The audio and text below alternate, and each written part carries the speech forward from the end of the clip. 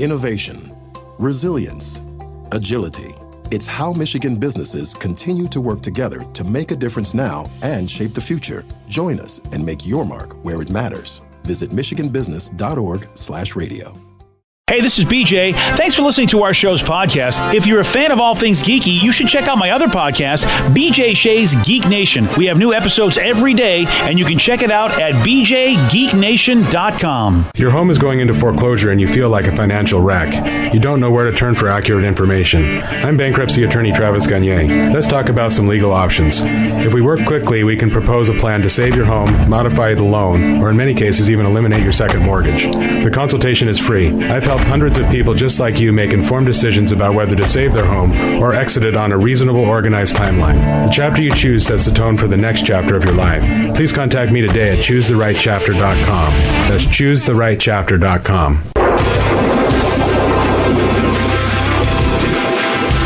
99.9 KISW, The Rock of Seattle. It's been a while since we've actually been able to had a real cool Family Feud story to talk about. I mean, I think some people might forget the feud's still on, and for other people, it's a staple. Sometimes it seems like we always get those audio clips of them doing some kind of weird sexual joke. Exactly. Yeah. And Steve Harvey's still in charge, right? Oh, yes. That's what I thought. Because Yes. he's more known for screwing up that Miss Universe pageant or whatever, and that's kind of what we've known him for, where it used to just be like he'd have some really weird answers on Family Feud. Right.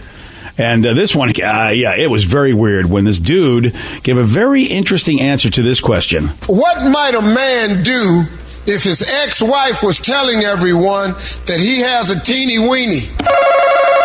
Max. Kill her. Max gonna shut this down. Now, this little statement about me goes no further today. You're dead. Kill her. Thanks, Max. And the authorities are going to talk to you after you leave here. All right, here we go. And here's the next sound. Instead of that, you're going to hear this. Kill her? Yeah, that... All because she says she had a tiny dong? Yeah. Well, he might have been using, really exaggeration there, but yeah.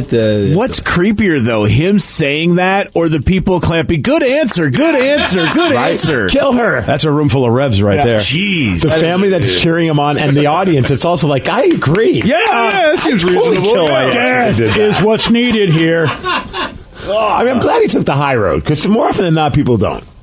You're right. You're absolutely right. They take it personally rather than realizing, hey, you know what?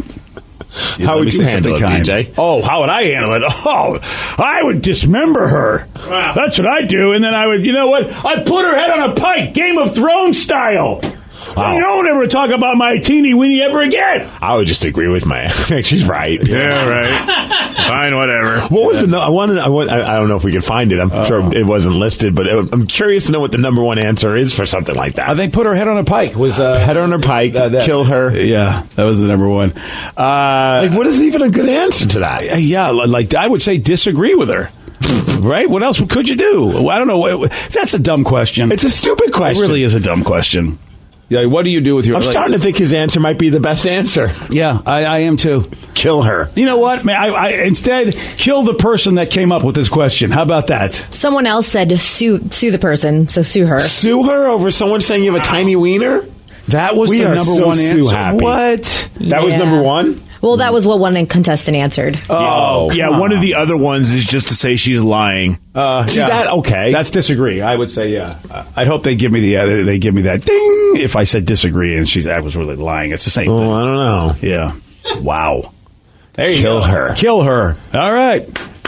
That's right. And so are there 10 answers? Like, typically, don't they have 10 answers for those things? Well, it's not 10 answers. It's 100%. 100%. You're right. So sometimes you'll get 4 to 7 types of answers. Yeah. No, you're right. I'm trying to think of what other options are there other than to kill her. Laugh it off. Laugh it off. An answer is what I would roll your eyes. Prove that she's wrong. That's yeah. Whip it out. Yeah, whip it out. And you have to say it that way. Whip it out. Otherwise, the judges won't accept it. Yeah. Say I'm a grower, not a shower. Yep. There you go. Do that. Say it was in the pool. See, now we've got some. See, I think we would have won if they would have. You know what I mean? Yeah, out of the 6 answers, that might have been one of them. Yeah. Somebody actually guessed divorce for their ex-wife. Oh, so I don't know how that works either. That could be. I bet that might have been an answer too. Divorce her. Texters are chiming in with should have went with whip it out. Another person says bang her friends and family members. There we go. Yeah, show her who's boss. I like that one. Yeah, show her whose boss was just uttered over there from the Rev, ladies and gentlemen.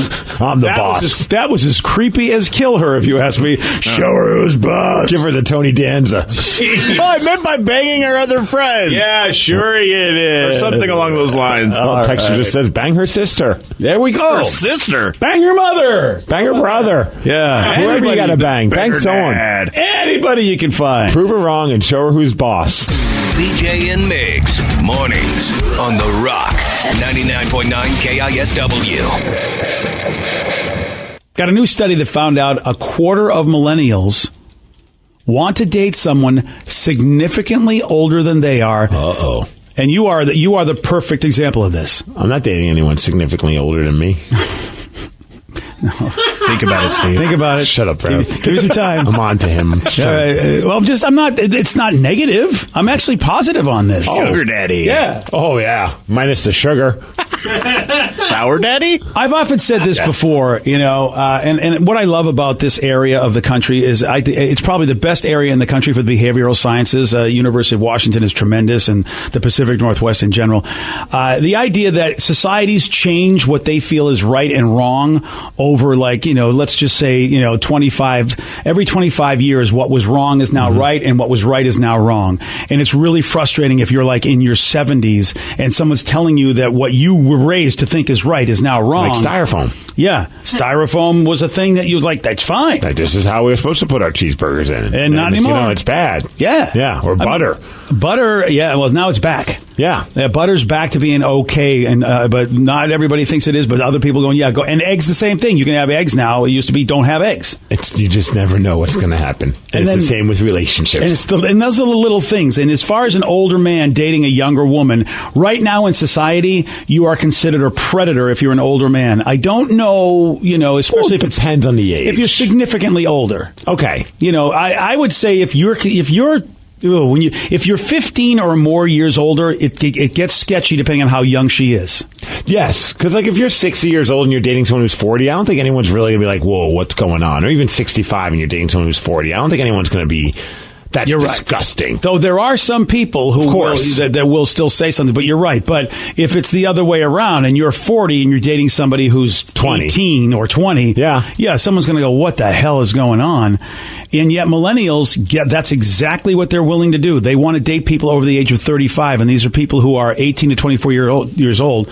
About 1 in 4 of them, they're like, yeah, I want to go old. Okay. And say why? They do. And I want to see if Vicky could figure out. Vicky, why do you think it is that millennials are wanting, these are women that want to date Vicky. people who are older? Stability. Yeah. Cause that's it. They have, for the most part, you think by 35 they have their crap together, a decent job, they're on that kind of path. And when you're, women are kind of maturing a little earlier than guys, so they kind of want the guy have a great job, then we can start talking about kids and marriage and all that stuff. So I don't know why we've always known that women are more mature than men. Which means then that if you go with somebody your same age, you're going to be basically with somebody who's very immature on average. So of course a woman would be attracted to somebody who's at their same maturation age, if you will. And yet society is going, this is disgusting. But it's reasonable to think that 40-year, and in Steve's situation, his wife is very, very mature, and way more mature than me. Yeah, and yet you are much older. Well, not much. You would fit in. Ain't nothing but a number, mother. You don't fit into this particular survey. No. But years ago, I would say where are we here? 2018. So probably 100 years ago, 1918, an older guy with a younger woman, not a problem at all. It was seen as that she is smart. She's actually not going with her heart. Well, you were a teenager in the dating scene at that time. Yeah, yes. And I couldn't get any women to go with me because I was too young. They're like, you're too young, buddy. I need an older man. And I'm like, all right, I got to wait. One texter says, my girlfriend's 33. I'm 53. Things are going fantastic. Whoa. Next one, he's 44. She's 28. Is that weird? I don't think so. No. I think after 20, it gets a little less weird. Yeah, but still, 44 and 28 is still a big number.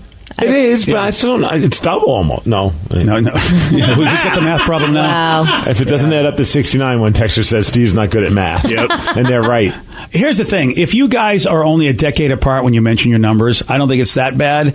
But when it gets to be 2 decades apart, that's when people just roll, they look at your eyes. Like if all of a sudden you're in your 50s and she's in her 30s, that's a thing where people go, what's this about? When I moved to Arizona, it was to be with a girl who I thought I was going to be with, and she was 21 at the time. And it turns out that she was dating a man who was 51. How old were you when you were at I was 20. Going for the older woman? And you surely aren't mature. So No, not at all. Yeah. And well, he wasn't either. But hey. And here's what they're saying. Millennials who've been mainly pushed out of the housing market by baby boomers may be looking for more security in their partner, which can come with age. That's what 100 years ago, that's what a lot of women had to do. Now, surely, these days, women can take care of themselves financially. They can get a great job. It wasn't that easy 100 years ago.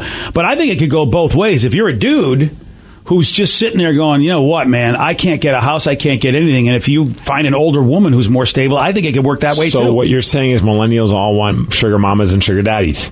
Yeah. Pretty much. Well, at least 1 in 4 do. And look at Vicky right I now. was going to say, like, the last guy I dated was 11 years older than me. Was he your sugar daddy? No, but like he had a house and he wanted to buy a house. So I was like, oh my God, this is financially and business wise, this is a great situation.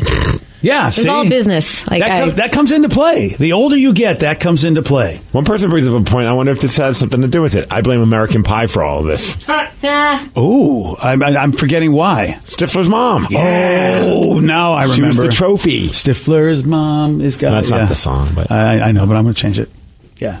I'm telling you, man, it's the more that people can't buy things, the more they're going to look to older folks that are established. I mean, I think that's pretty much a scene in society. In the 80s, double income, no kids, we had money. We didn't have kids. So people, Vicky's age, actually were doing okay for themselves when I was in my 20s. But now it sucks to be in your 20s. One person says, my wife for 5 years is 48. I'm 27. Sometimes age is just a number, and all really depends on how you grow up and how you're raised and the mentality and all that stuff. Yeah, but I'll tell you right now, seriously, the looks, when Sarah and I we go shopping a lot together, I get some looks from older women, and then I always have to go out of my way to say she's my daughter, because they look at you like you're a piece of crap.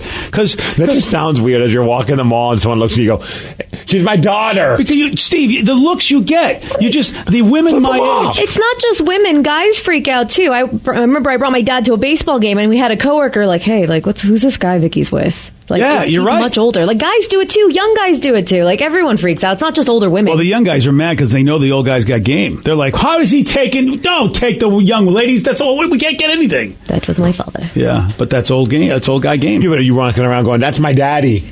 No, wow, that doesn't sound right. That's so creepy. That's my father. Yeah, it's my faja. That's my papi. It's papi. It's me papa. Yeah, that's different than papi. Yeah, because papi is the sexy kind. Yeah. You gotta understand the ins and outs, if you will, Steve. So how often is that really happening when you walk in the malls with your daughter? Dude, the looks. Now, Sarah, come in for a quick second. You know what? I could be imagining it because Sarah. That's why I want to ask Sarah. But I don't think she pays attention because she's not on the lookout for that. Where should it just says daughter with an arrow pointing at her? I really should. You're right. You should get a T-shirt, Sarah. No, you get it. It would be weird if she has a T-shirt that says daughter and it's pointing at you. No, she pointed up in her own head. Oh. Then I don't have to be involved. Oh, hey. Do you notice this? Yeah. Really? Oh, yeah, especially when we go grocery shopping. For sure. There was this one bagger who I thought he was really hot, but he thought we were together and literally asked BJ like how he scored me. Pretty much. What? Yeah. I gave birth to her. Yeah, like, oh, how did this happen? I birthed that biatch. Yeah, and I was like, oh, no, ew, no, that's my dad. No. And he was happy. Yeah, he was happy. Oh, You were maybe back. I got a shot. You were back on the market. Did you end up hooking up with that guy or anything? No. But it's like until I reveal that information, I get such a stink eye from the female people in the checkout lines and all that. So I immediately have a conversation. I go, so daughter, what should we have every? I do it all the time. Daughter, have we got everything? Daughter. I literally do call her daughter because I see the stink eye from the girl who's like, especially if you go to certain places, there's older women that are running the checkout area, and you see them, and they just look. And, Sarah and I, we buddy, we kid around. She likes to hug me a lot. So they're just assuming that, oh, my God, here we go. Sounds so weird. Yeah, I know. So I've got to go, oh, man. Do you sit in the shopping cart and Dad drives you around? I have to start doing that. It's the only way they'll know she's my kid. One person said she needs a shirt that says Daddy. Imagine that. Yeah. We can sell those on the Rock Shop. Yes. But if we can make some cash, I'll do anything. Why not? Let's do whatever we can. Apple doesn't fall too far from the tree. Not at all. Today's podcast was brought to you by Travis Gagne, bankruptcy attorney. He's here right now and has agreed to answer more of your questions about bankruptcy. I owe a lot of back taxes. Can bankruptcy help me? Bankruptcy can discharge back taxes under certain circumstances. Some types of taxes are never dischargeable, like if you have taxes from an employee, if you ran a business and didn't pay employee taxes or sales taxes. Those types of taxes cannot be discharged in bankruptcy. However, most people don't have those kind of taxes. Most people have just regular income taxes. If you owe income taxes and you filed your tax returns but just weren't able to pay the taxes, if the taxes are more than 3 years old and you filed the tax returns, those types of taxes can be discharged in bankruptcy in most circumstances, especially through a Chapter 13 case. Thanks, Travis. If you have more questions about bankruptcy, you can reach out to Travis anytime at choosetherightchapter.com. That's choosetherightchapter.com. Thanks for listening.